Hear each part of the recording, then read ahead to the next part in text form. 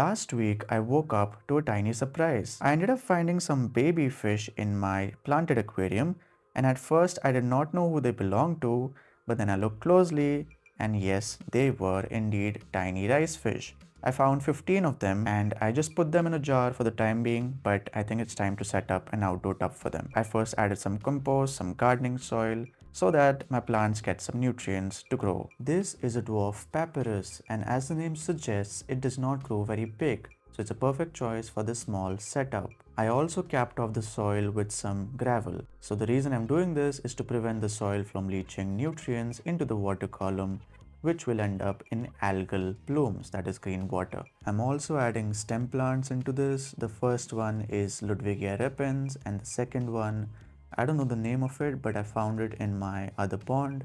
So I'm going to plant that as well into this setup. I know that the substrate does not look natural, but as time goes, the substrate will eventually start growing algae on it and look better. I also decided to add some floating plants like frog bits, salvinia, and some duckweed. The reason I'm adding these floating plants into this setup is to provide a natural cover so that my fish feel safe in this environment.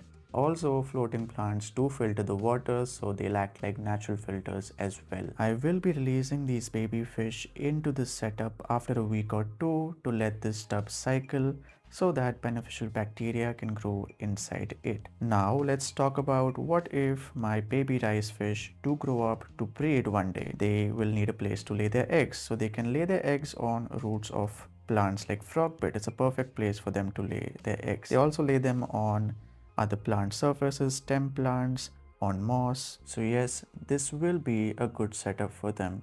I hope you enjoyed this video. Thanks for watching and have a good day.